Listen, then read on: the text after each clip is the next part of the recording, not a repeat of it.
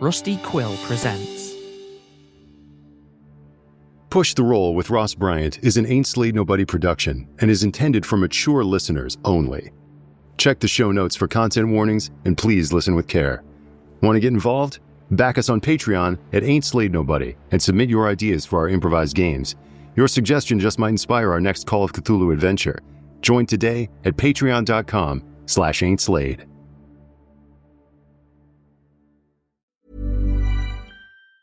You open the fridge, there's nothing there. So what's it gonna be? Greasy pizza? Sad drive-thru burgers? Dish by Blue Apron is for nights like that. These are the pre-made meals of your dreams. At least 20 grams of protein, no artificial flavors or colors, no chopping, no cleanup, no guilt. Keep the flavor, ditch the subscription. Get 20% off your first 2 orders with code APRON20. Terms and conditions apply. Visit blueapron.com/terms for more. Hey, I'm Paige DeSorbo, and I'm always thinking about underwear. I'm Hannah Berner, and I'm also thinking about underwear, but I prefer full coverage. I like to call them my granny panties. Actually, I never think about underwear. That's the magic of Tommy John.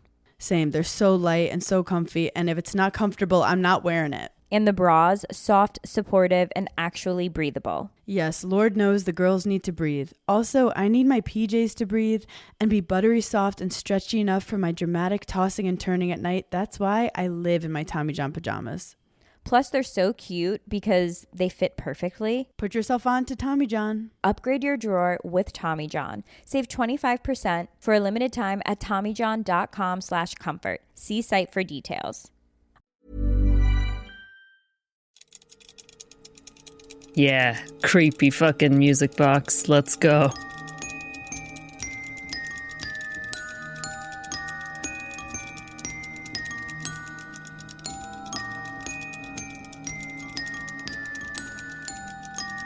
So, but the rest of you are kind of crowding around this resonant circle. The circle, yeah, thing. Yeah. Yeah, people can roll. I mean, occult seems like the obvious thing, but if there's another way you'd like to approach the problem, or this investigation, I should say, pitch it. Do you think Margot's in her bout until the end of like this scene, or how do you want to?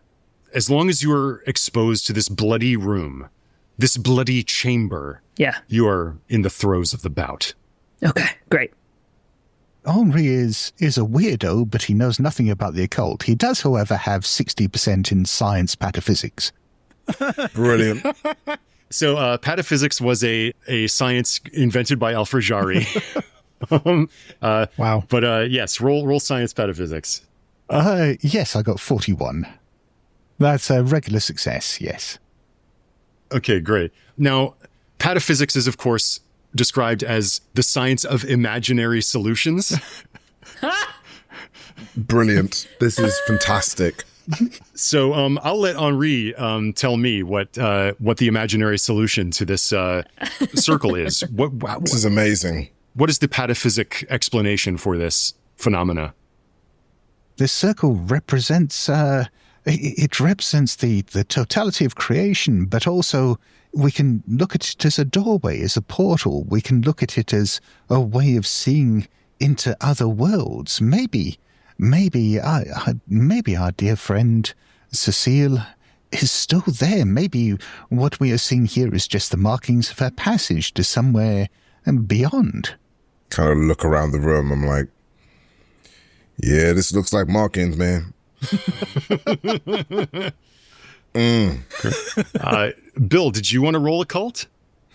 Yeah, why not? You know, what have I got in occult? I have a 5, so let's roll. Sure. Why? Okay, I'm not trying to push your hand. Just like if there's something else you want to. No, I. You know what? Actually, let me. Yeah, no, I am going to. I'm going to roll occult. I'm just going to wing it. Let's try it. Come on, guys. Yeah. It could happen. No, 32. Never mind. I fail miserably.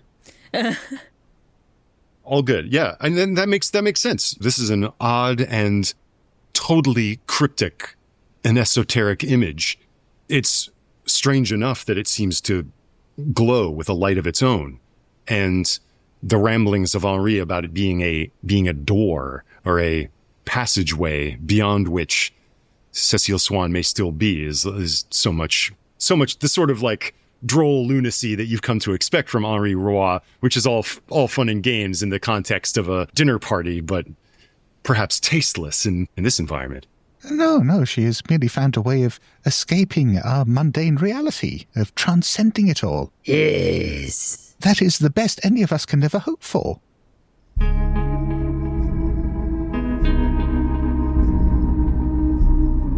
The cosmos is a cyclopean infinity of chaos. Infinite branching paths stretching off to vistas in the distance that will drive the mind mad. Shall we shrink in the face of all this? Or will we climb aboard the chaos and ride it to the end, letting chance guide the way? This is Push the Roll. We're rolling dice against your Patreon suggestions to create improvised Call of Cthulhu adventures in real time, with themes of eldritch horror, the weird, the transhuman, the transmundane, the cyberpunk, the splatterpunk, the anything punk. We don't know until we roll. Anytime, any place, anything can happen when you push the roll.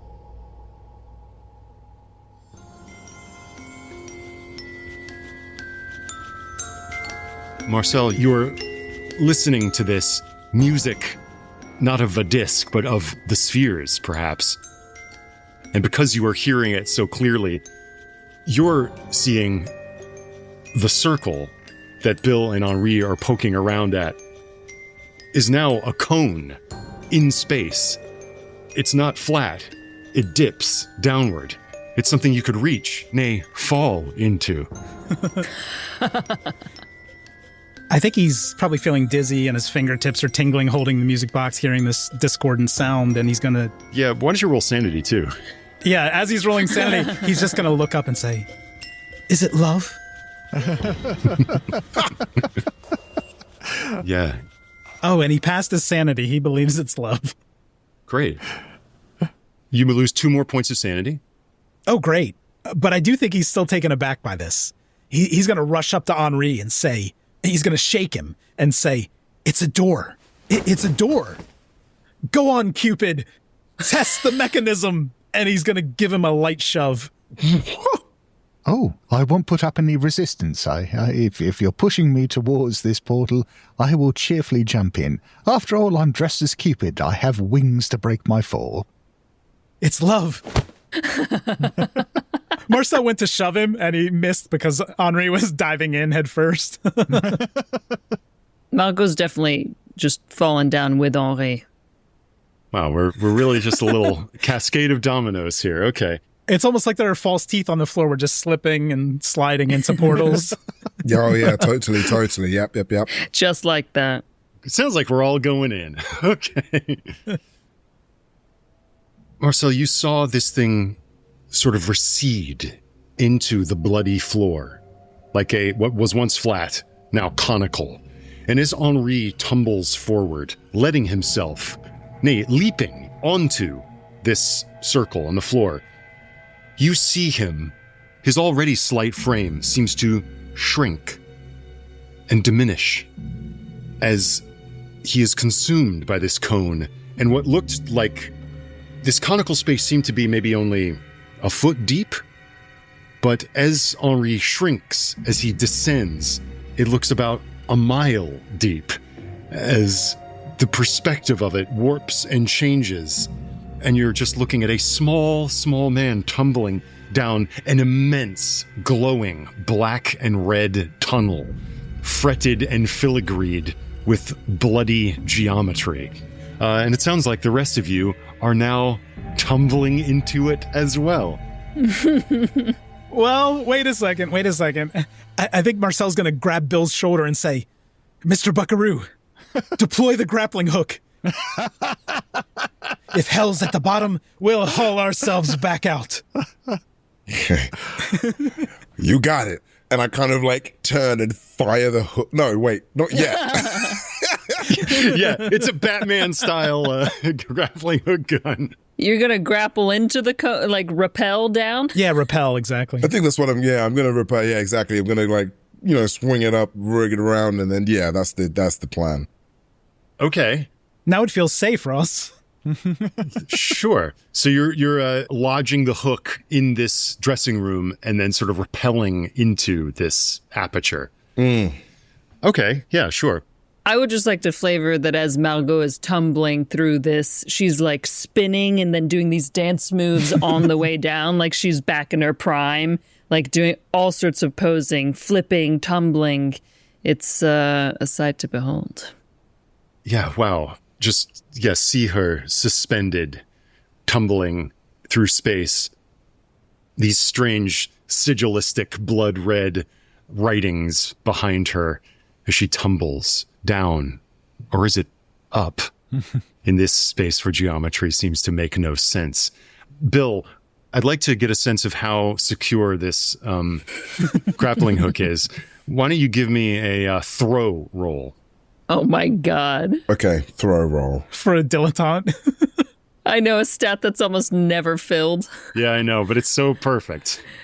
Yes. Here we go, baby. Here we go. You ready? I'm ready, baby. That's a 45, so that's a failure. Okay. Ross, can I push his roll by when the grappling hook fails to latch on? Can Marcel, being the last one down, like try to secure it to something? Okay, so just so we're clear, is it rules as written that you can push someone else's roll? What do you think, Scott? Scott lets us do it sometimes. Oh, yeah, I've let it happen before. You can definitely push this roll. You make his throw roll again, but this means that if you fail it, something terrible happens specifically to Marcel Dubois. Okay, great. This is going to be great. Yeah, I wasn't intending anything to happen to Bill, but is it possible I can push it with mechanical repair, trying to find something to secure it on in this room? That's not how pushes work, Marcel. You got to roll the same thing again. It depends on the keeper. So do I roll it again? I roll 100 again? I'm going to roll it this time, and then I'm going to die. Oh, for fuck's sake. It didn't matter what I rolled. 87. Okay. I'm sorry. I'm such a bad keeper. I let you... No! You're perfect. Sorry I took your suggestion and wouldn't let you do exactly what you wanted. Sometimes you yes and sometimes you fuck no. Yeah. So here's how I'll rule that. You see Bill's grappling hook fly out as he sort of like tumbles backwards towards this hole in space. You realize it's gonna hit something that is not secure, and it's gonna drag like a chest of drawers in on top of him. So you are kind of attempting to snatch it out of midair and get it to its destination. What this means, of course, is that the grappling hook sinks into your flesh, and you are not so much bleep as you are dragged, bleeding. How am I doing as an anchor? Yeah. Oh my God. How much damage am I taking? What a great question. Let's see. Grappling hook damage. I like to think it looked good for like 2 seconds to the sobbing guy, and then suddenly... It looked so dope. Yeah. Yeah, and then not so much. I want to say you get 2 points of damage from that. Okay. It didn't sink into something terribly vital. Yeah. None of my music-making parts. Mm-hmm. Yeah, the little sobbing man who's like kind of in the fetal position, pressed against the wall, his hands on his ears, like hearing the sound emanating from this box, is staring at this hole in space as he is now alone in the room. And the rest of you falling, or is it flying through this space? Margot, you're no longer in your bout of madness. Good news. Great. That's the good news. The bad news is you probably have to roll sanity again because you come to your senses. You were dancing with a dancer's grace, and you stand up on a hard floor, and you realize that you are in a dance studio. You are surrounded by mirrors. You can see yourself reflected and refracted on these panes of glass all around. The rest of you are there as well. How the hell are you here? Maybe the thing that's causing you to have your sense of sanity unloosed again is the little journey you've just made, but also because in this studio along with you is a young girl. She's dressed in the outfit of a young ballerina. It's like you're staring into a Degas painting, and you're in there too. The room is very dark. The window is open, but somehow this ballet lesson is taking place at night. And there's a girl there, right? There's a little girl there looking at herself in the mirror. Here's what's making your sanity unloose, as probably the rest of you are as well. As you get up off this floor as well, you're all sort of clustered together, having fallen out of the ceiling or come up through the floor, you can't quite remember. Is that the little girl, while the rest of you can see your faces reflected in the mirror, it's as though the little girl's reflection is still facing away from you. Her reflection, you're seeing the back of her head. So everyone roll sanity again, please. Okay. Oh my god. No, I failed. I passed. I passed as well. Yeah, I didn't. Yeah, Margot definitely accepts this at this point because, like, this is way more normal than where we just were anyway. It simply checks out. There is no reality. Margot, we're inside a music box. The timbre's mine. Oh! This is on me. I did this. Everyone, I did this. Super! Who failed? I did. Those two bozos. Yeah, Bill and Henri, I'm sorry to tell you that you're both taking 6 points of sanity loss right now. Oh, God. Oh, good. I love that. And I don't know that the scene on its face is that disturbing. It's more that you've made the journey and you're finding yourself in this strange space. This girl is unsettling. The reflections don't work quite right. So take away 6 points of sanity off your sanity score, and then let's have both of you make an intelligence roll. I got 91 on my intelligence roll, so I'm not understanding a thing. Oh. Or at least, I'd rather think that I'm willfully misunderstanding it. Yes. You have a pataphysical explanation. I got 73, so I have no idea what's happening. Great. You are mercifully ignorant to what is happening. This little girl is in this space. And maybe that's also when you notice that, like, she is clearly a little girl. You can tell just the makeup of the body, the clothing. And you are you, but you're her size somehow. You're no longer the size of an adult. I don't think I was. She's a little girl, but if you're your size, then she's 6 feet tall if you're Bill, or 4'8" if you're Henri. Our reflections are all of ourselves?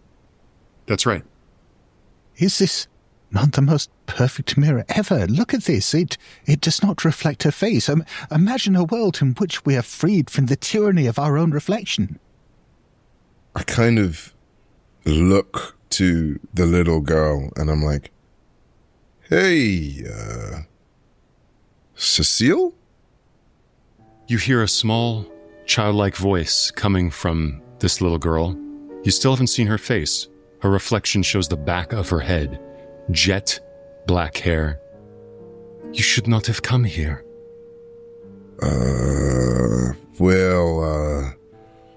No, we should not. But we're here, so how do we go back? You see, we were just looking for a dancer. She's about, and I kind of looked at Margot. How does she look like? She this tall? That I don't know. What? She's the most beautiful woman you've ever laid eyes on. Could have looked to myself. Whoa! Her beauty is indescribable. Marcel is correct. She is a sight to behold. She has the tumbling, beautiful, wavy red locks. She's stunning. Yes, that is all very good, but why would we ever want to leave this place? She has shown us the way. She has shown us how to transcend mundane reality. This is glorious. This is everything I have ever dreamed of. I kind of looked on Henri and I'm like, I still to this day don't understand how you and I are together. Yeah. How indeed? I wonder how you two met. I'm getting from Bill that he's like maybe American, or maybe Absolutely. Yeah, maybe you're an expat. You've come to Paris for some reason. Some reason. Maybe to get away from someone much like we saw earlier. Absolutely, from the beginning. Yep. Ross, did you say the little girl is dancing? Yeah, she seems to be doing it very slowly. Okay. Could I just kind of grab the girl's shoulders to stop her from spinning? Kind of like grabbing a control mechanism on a motor? Mm-hmm. Well, on second thought. Mm-hmm. If the dancer stops, the box stops. Sure. Mm-hmm. Yeah, you grab her, yeah? Mm-hmm. Wonderful. Your hands touch her shoulders, and you have an instant feeling of like, this is probably the way a dance instructor corrects a dancer's posture, putting them into their impossible shapes, the shapes that you remember from the posters backstage at the Moulin Rouge, and the intense physical rigor, the scrutiny that a dancer's body is always under, the absolutely sadomasochistic physical rigor that a ballet dancer must endure from a young age. All of that flashes through your mind when you attempt to restrain this figure. And again, you hear her voice. You have no power here. Dubois? You still don't understand that where you've come from isn't real. This is the real world. And you are never leaving. How was Margot right, is what he's thinking. He's like I said. How is this not the best news ever? Marcel, that's when you notice your reflection is detached from synchronicity with you. Oh. It's no longer doing what you're doing. It's just looking at you. In fact, all of your reflections are just looking at you, standing there. Yeah, let's have you all roll sanity as you notice that your reflections are now moving towards you, out of the mirrors. Oh my god, I failed. Again. Somehow I rolled a 2. I succeeded. I'm like, hello, how are you? Looking good. Yes, I've succeeded too. Wow, well, yeah, I definitely lost that then. I think I'm so distracted by the fact that this girl knows me. Yeah, it's interesting that she knows you, huh? I'm going to say that if you lost that, you lose 3 points of sanity. If you succeeded, you lose 1. Great. Maybe it's fear sharpening your senses that makes that sanity loss slightly less, because these doubles are coming out of the mirror. Each of you leering, I should say, with horrible mockery and judgment at you as they pass through the sort of meniscus of the mirror. It's as though it pushes their eyes back and their mouth open as their features distort the way a mirror distorts when it sort of bulges. And their faces stay like that as they emerge from the mirror, distorted, their eyes large and misshapen, their chins bulbous and warped. These horrible simulacra of you as they move towards you threateningly. There can be only one. I'm going to essentially... I've got a music sheet, right? Mm-hmm. I'm going to hold up the music sheet. Okay. Out of just sheer sense of, like, Dance to this. Dance.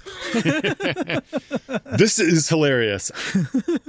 Yeah, sheet music is its own form of occult symbolism. Let's see. Do you have arts-craft music? Yeah, I do. What? Do you?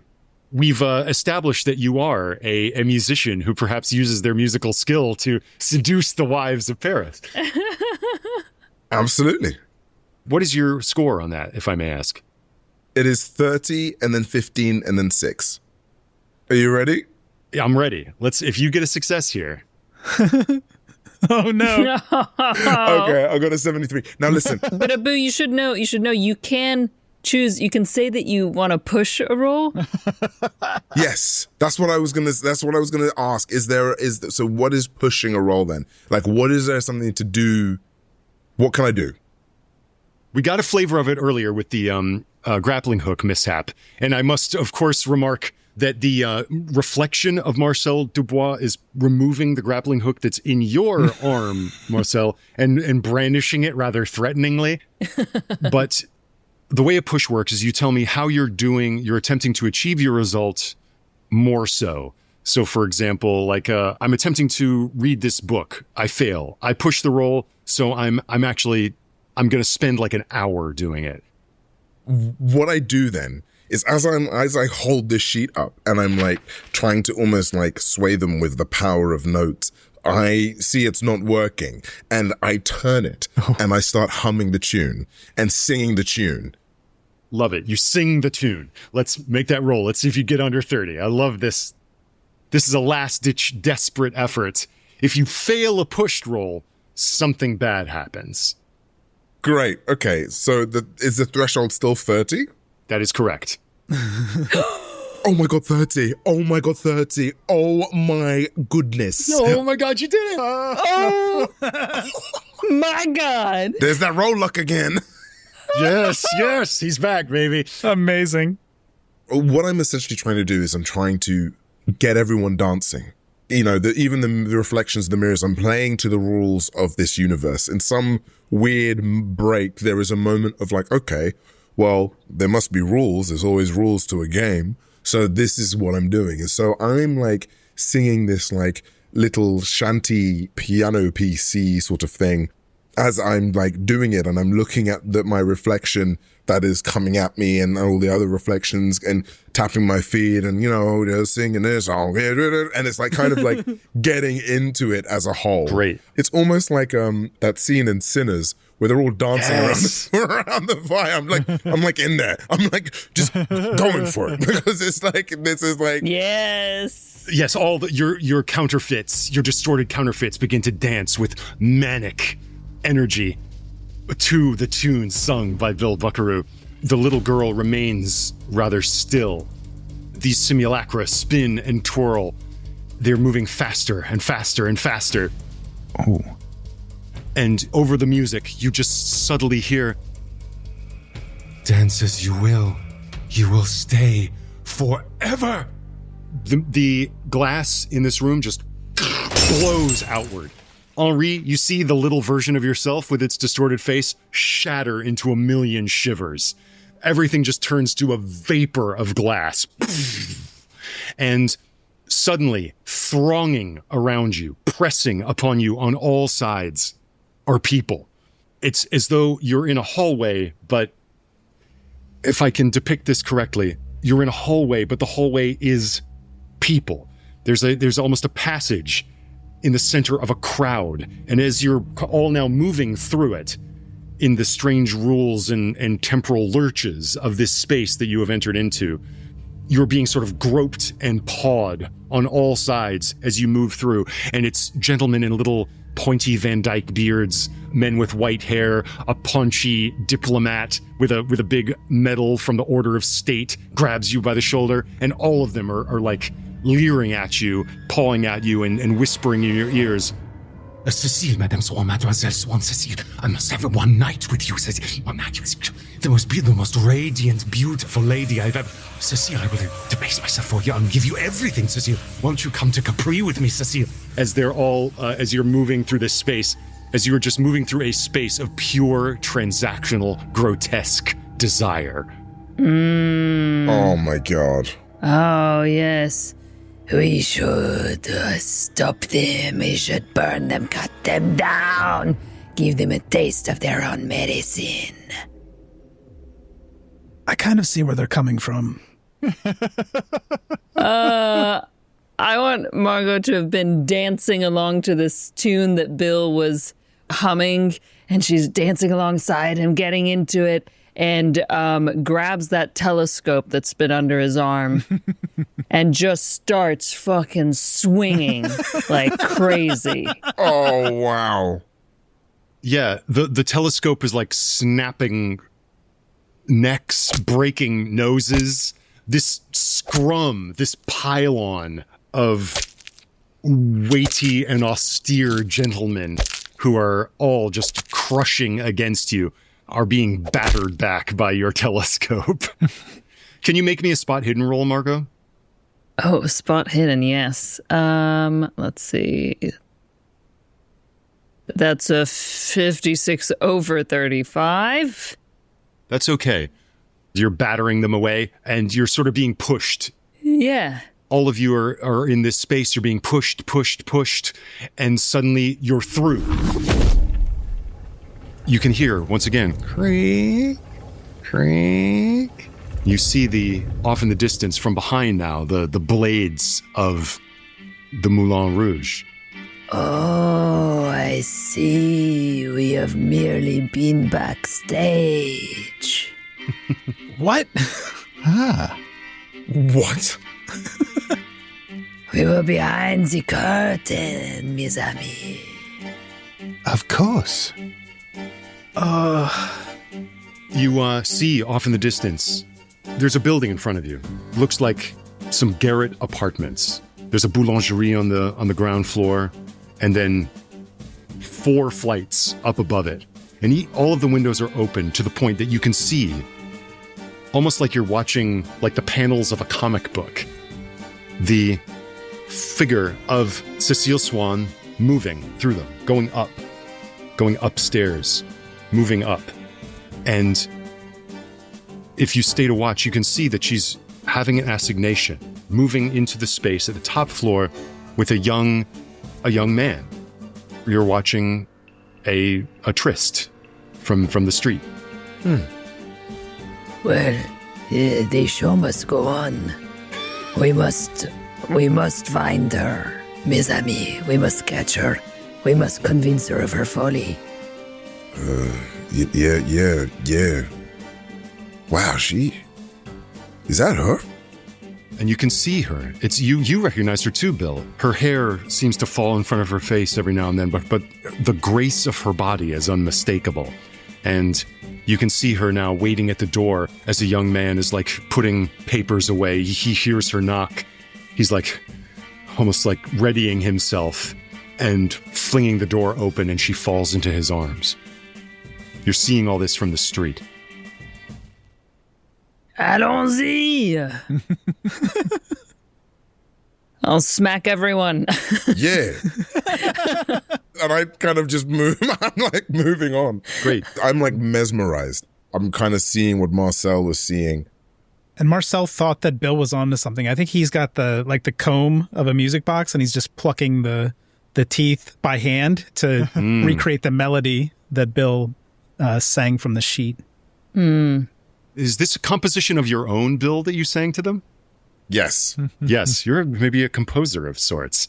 And Marcel, as you move through the space into the back room of the boulangerie, up the very tight staircase, passing by those same windows that you saw from the street, you can see people outside, and they are moving staccato to the pluckings of your teeth. It is as though everyone in here is an automata. Oh. He's experimenting when he sees that. Tempo governs the tableau. Watch.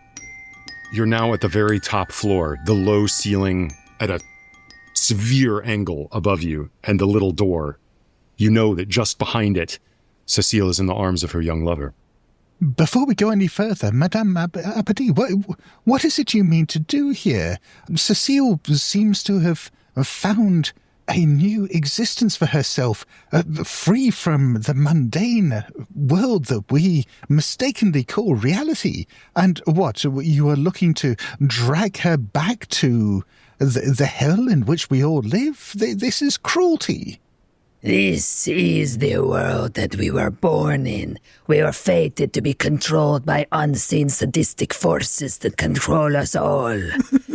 I am here to help manipulate this. You're on the side of the sadistic forces. I think we were sent here to kill Cecile's lover. Nobody else picked up on that? No! There's someone behind you on the staircase. You hear the thump thump. Turn around. Yeah. Who's there? There's a tall man in a black suit with a bald pate, a thin mustache, and a thin little goatee. His left eye is obscured by a big monocle. He has a top hat in his hand. He doesn't even notice you. He's moving directly towards you. Monsieur, hey, what can we help you? Hello? He looks down at you with just the most imperious gaze, just taking the measure of you with his eyes, and you can tell just by his look that you aren't the sort of person that he's used to paying attention to, ever. Do you have something to say to me, madame?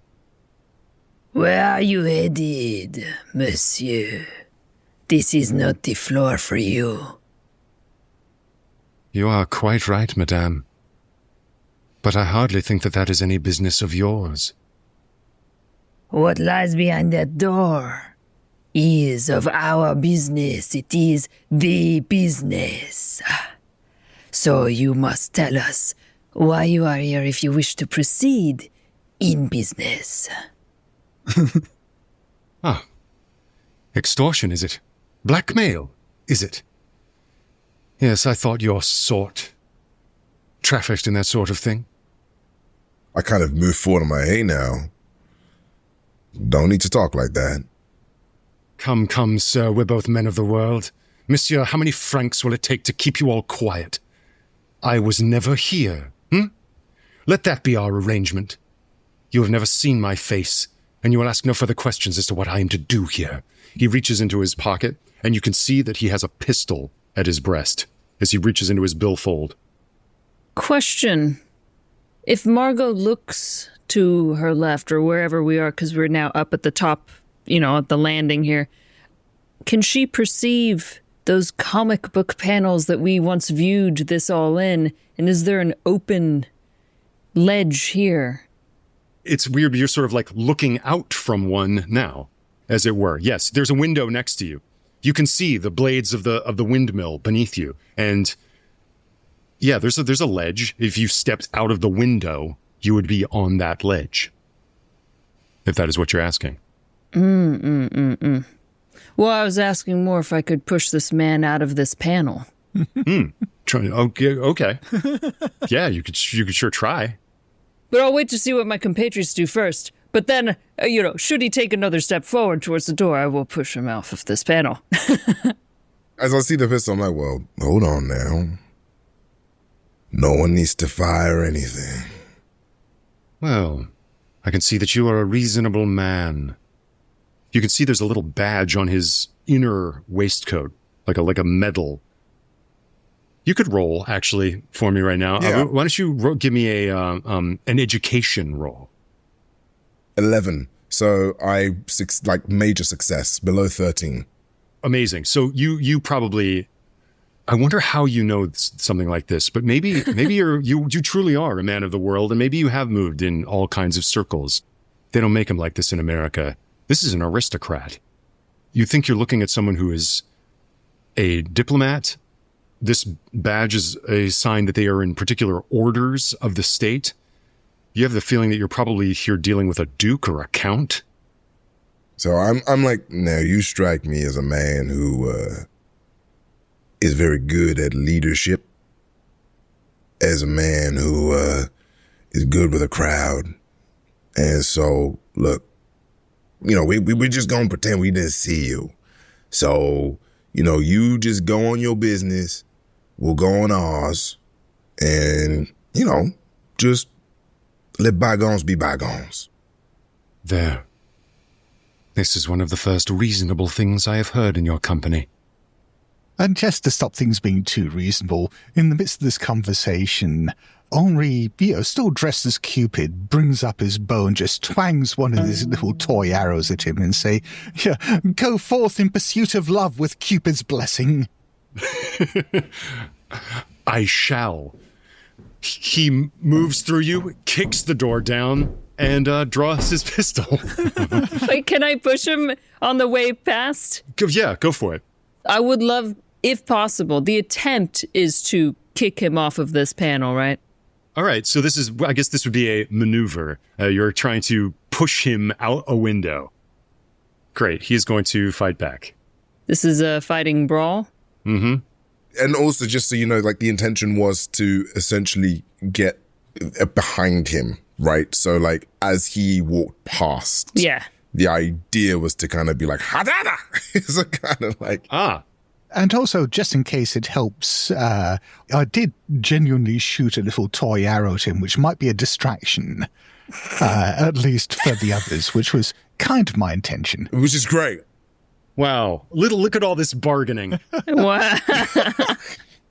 And I think Marcel's using all these distractions to try to actually enter the room. Okay, great. Margot, you can roll your fighting brawl with advantage. So roll 2 10 dice and take the better result. That's the result of all of your assistance from your friends who have set up this action with so many distractions. I will roll as well and see what level of success I get for the count. He rolled a natural 100. Wow, amazing. Well, I succeeded because Margot is very tough. And Ross, just to annoy you, do you want to do a push the roll title to color the ending? Yeah, sweet. Why don't you give me that second title? Why not? What could go wrong? Maybe this will color just something as we drive towards our conclusion here. 17. Oh, interesting. Maybe. This is from Merrick, and the title is When Trumpets Bloom. When Trumpets Bloom. Yes. All right, cool. Well, this is going to be interesting. You succeed, Margot. He absolutely fumbled. The Count, that's all you know him as, bursts through the glass of this window, tumbles stories down, and is just in a bloody ruin, a sickening crack as his head breaks on the stone pavement beneath. Counts, peasants, bohemians, they all die the same. Margot's a death incarnate, a human weapon. Marcel, you said you were opening the door? Yes. You can maybe even hear past the sounds of this scuffle, past the sound of the little toy arrow clattering to the stairs beneath, past the sickening crunch of bone on flagstone beneath. Beneath all that, the sounds of breathless lovemaking from behind this door. You push it open. He enters the room already playing Cecile's stolen tune from the dressing room. He's plucking it on the comb. It almost feels like a confession or something. You do so, and the sound of it resonates not in a tiny garret apartment with a low ceiling and a desk scattered with poetry and a creaky bed upon which two lovers have a secret assignation, but it rather echoes in a space of enormous size. You step through a door into a room that is much bigger on the inside than it should be, and it is a cavernous, dark space lit by countless red glowing candles that seem to dangle from hundreds of chandeliers overhead that burn in 1,000 sconces all around and on pillars set everywhere. It is as though you have walked into a fairy palace in crimson. As he realizes he's walking into this cavern, he starts to say, I love you, I learned your song, but then he feels like a mouse in this space. Yes, indeed. So probably we'll roll sanity, I think. It sounds like it. I think you will. I've just been passing these. I passed yet again. Crazy. 25 under 40-something. Wow. Or under 53. Are we all rolling? Assuming you're entering the space here. Sure, yeah. Absolutely. So I failed. Great. I also failed. Those who failed, 2 points of sanity. Those who succeed, 1 point of sanity. Abu, you must be close to a fifth. How much sanity have you lost? Because I think you started with a lower number. Oh, well, so I started with 50 sanity. I've lost 2, 6, 3. Oh, was I supposed to note? If you lose 10. just when you hit the 10 total. So you've lost 2, 6, 3? Did that just happen, or? I think it has. Sorry, teacher's pet over here. Yeah, thanks for reminding me of homework, Cup. That means that you're indefinitely insane, Bill Buckaroo. Oh, what? It's so fun. This exposure to this violence, for one, but more so, all of these phenomena that seem to bend and break the fabric of reality itself has finally broken the strings on your mind. The music box is not the only detuned instrument we have. Your mind is now discordant. And entering this space does it in. Right. I'd like to know, where's Bill Buckaroo from? Really? So what happens is, as I kind of crack, you suddenly see, it's almost like, in Severance, where the face sort of, because of the shift, it kind of as I walk into the space, it shifts and all you hear is well, isn't this quite revealing? And I kind of look to myself, I'm like, Lord, how did I get here? This is rather weird. And I look to you, Margot, I'm like, aren't you the most stunning, delicate woman I have ever seen in my life? You are immaculate, a beauty to behold. And then you just see me sort of just look to the side and move and go, well, ain't that a funny job to play? Well, see you next time on Bill Buckaroo's Routine Rodeo. Wow. And basically, I am a soldier, an ex-soldier. The war has done something to me. And I was bedbound for God knows how long, watching Bill Buckaroo and his adventures across the Old West. Oh my God. That has essentially seeded itself into my identity. And when I found that I could have a new life here, wherever we are, it was just a moment of where I began believing my own lie. And then now we're starting to see that the reality isn't real. I am now just coming to who I am, which is essentially David Donk. David Donk. Yeah. Let me just, oh my God, so quickly. David Donk, they're like, Lieutenant Donk, entertainment for the squad today, as convalescing soldiers are led out to see Bill Buckaroo's Wild West show. And a literally Wild West show is performed for you, and just see him there on a morphine drip with the poster of a smiling cowboy at the foot of his bed, just peering into it. Just literally into my soul. And I'm like, I am Bill Buckaroo. And it's like this transformation. Fantastic. Which is kind of why I think like me and Henri kind of get on, because I think that's why, is because there is a sense of like seeing through the truth. I'm like, yeah, you see it, don't you? And it's like kind of like, Oh, man. Imaginary solutions. Imaginary solutions are as true as rational ones. More true. More true. More true. And they are even more true here. The rest of you see Bill become Bill in truth. And yes, the imaginary solution has become more than real. I think that you are now perhaps like just an entertainment over there on the side. You're riding a mechanical horse, a mechanical buffalo capers nearby. oh yeah, I'm in my own world. I think I'm just like lost in this space and like done. I think I'm like, this is where I needed to be. This is my journey. Marcel, you have the sense of moving into this space and seeing that you are somehow in a music box.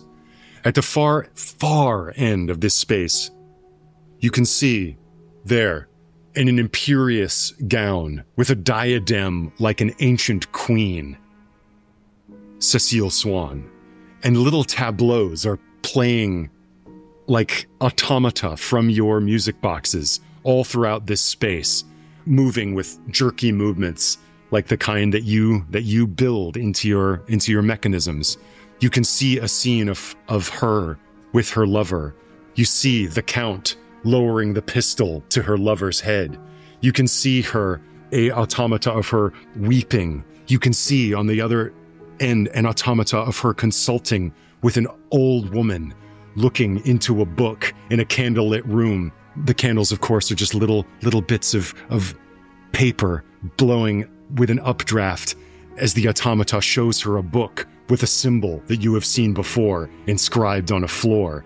And you see a little music box automata of the Count in her dressing room, her intoning something over that circle, and you see the Count break into 1,000 pieces as his blood coats every surface of the room.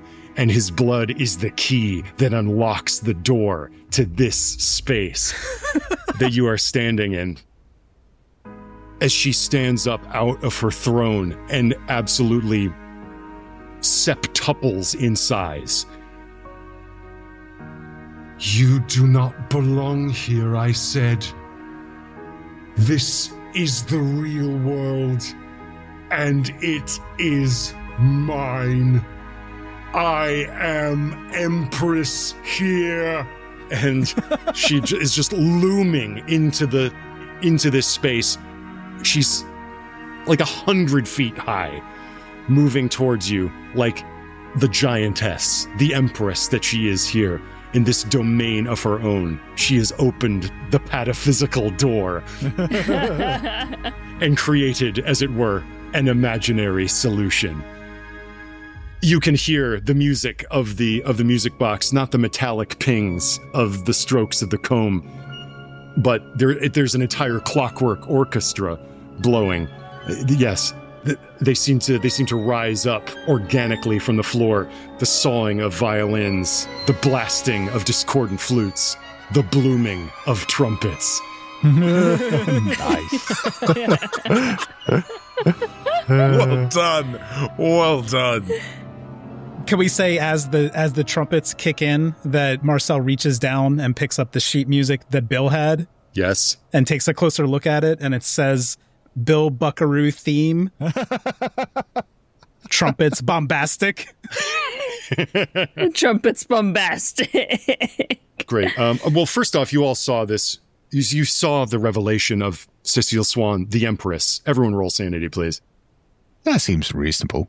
Fair enough. 86. So I failed my SAN check. What do I roll if I'm like indefinitely insane? You don't need to. You don't need to. You're still quite mad. Great. Brilliant. I just fumbled it. Oh. Wow. Wow. You lose 6 points of sanity. Yeah, I'm gone. I've hit my threshold as well. I passed. Upsettingly. That fits, though. You like it here. So Henri is the only sane one amongst us. Yes. Amazing. This makes so much sense. I think I will rule this where, like, Bill, you were dressed in a waistcoat and a skirt. Ridiculous. But now you are dressed in chaps and a fine denim shirt. There's a beautiful embroidered handkerchief knotted around your neck and a broad 10-gallon hat on your head. Brilliant. But your joints are, God, they're held together with pins. Your fingers are wire.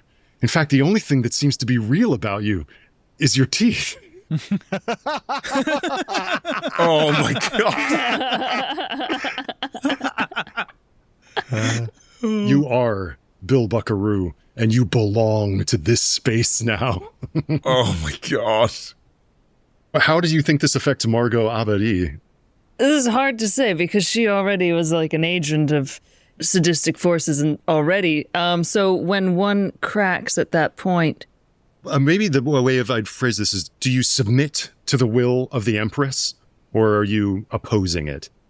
Oh, Perhaps not opposing, but I think she's still going to try to do her job. Great. Go for it. What is your job as you see it in this sense? Who knows what her job is? Yes, I understand this is reality. You're correct. Cécile, I see it. I've seen it with you, and now you and me, we see it together. You've brought us into the real world. I reached out to you, Abadie. I opened the door for you. And I am here. But is it not the fantasy you love to give? You go out, you paint this fake world for them all. You paint the fake world, you put them into this reality, and then you bring them all back with you here to the real world. Is this not the way? She leans down. Her face is the size of a 3-story building as she looks down at you. I said you did not belong here, but you wish to serve me. You wish my empire to grow. Bien sûr. She touches you, and you are no longer dressed as a washerwoman, as a faded dancer. You are in impossibly regal and imperial attire. A badge not unlike the badge of the Count is now on your bosom. Incredible. And she's like almost like with a finger planting it on each of your shoulders. Like, I elevate you, a chevalier of my realm. Bring me vassals to fill my world. And the rest of you see Margot Abadie disappear. Wow. Yes. What are you doing, Henri Roy? Henri is watching all of this with some degree of amusement. He steps forward after this and says, ma chérie, you have created a wonderful world for yourself here. It is beautiful, but it is not reality, and that is not a problem. None of us are real here. I myself am just a creation I call Henri Roy. All right, it was created by Henri Roy, but we all create ourselves, don't we? And you have created yourself here. You have created this reality. It is all very beautiful, but what you're doing here, it's aggrandizement, it's self-satisfaction. It's very bourgeois, isn't it? You could do so much better. Wow. Really making a plea for bohemian freedom. Wow, okay. This sounds like you're trying to persuade. Yeah, let's say persuade. I'm shit at that, but that shouldn't stop me. Yeah. That is a 60... You know, I'm going to spend... I don't have much luck, but I'm going to spend 35 points of it in making that a success. Okay, great. The head of this enormous woman, her sable hair falling like a cataract off of her enormous head, looks at you. how would you remake my empire then? Well, for a start, this version of yourself you've created is wonderful, it's wonderful. But show me who you've always really wanted to be. Really, if you're honest with yourself. And for a moment, this enormous, grandiose, this bourgeois fantasy, as you have described it, becomes more rather rustic and mundane, perhaps. You're just on a mountaintop, and you're standing with her there. She's normal sized. She is her size as you knew her in life. The young man from the garret is standing next to her. You just have a sense of this kind of like, this sense of freedom, curiosity, and possibility. It's less the imperial pomp and more like freedom. Do you not see that by bringing together this great fantasy you had before of ruling the world and your true self here, that you have brought them together to create something new, something beautiful that is truly you? You have found what it is that makes you you. She kind of leans towards you. They beat my craft into me so painfully that they almost made me hate it. But there is no greater expression of joy, Monsieur Roy, than dance. And she reaches out to you. And I take her hand. I'm not being stopped by the fact that I know absolutely nothing about dancing. And she steps out with you, and you are suddenly dancing. It is not like ballet. It is not like the can-can. It is just pure movement. And perhaps you don't even notice that you are no longer dancing on a mountaintop. You are dancing literally on air. Marvelous. Marcel Dubois, what are you up to? Just a point of clarification. I do have the grappling hook that I pulled out of my leg, right? You've got it still, yeah. I think he's going to start stepping toward the Empress, saying, "My work was too small. I see that now. It was parlor trickery. Let me offer something worthy, please. I will be your instrument, Empress. Please let me offer something worthy for once. Bone." And he's going to take the grappling hook and he's going to start plucking his teeth out one by one with the sharp end, and he's kind of like saying less intelligibly as he goes, "I will make you a music box with power, with sacrifice and penance." Brilliant. Yes, lovely. And as Marcel becomes his final masterpiece. And perhaps we see some time later, what meaning does it have here? Like Marcel music box-sized, all of his flesh molded and shaped in such a way that it is the resonating chamber for sweet music. He is dead, but still somehow conscious in this space. And of course, Henri Roy is dancing with her freely elsewhere in this plane of existence where Cécile Swann can be the Empress and the dancer and anything she wishes, because she is the goddess of this world. But of course, she will not be alone here long. Who are you going to recruit, Margot Abadie? Who is the first person that you're bringing here?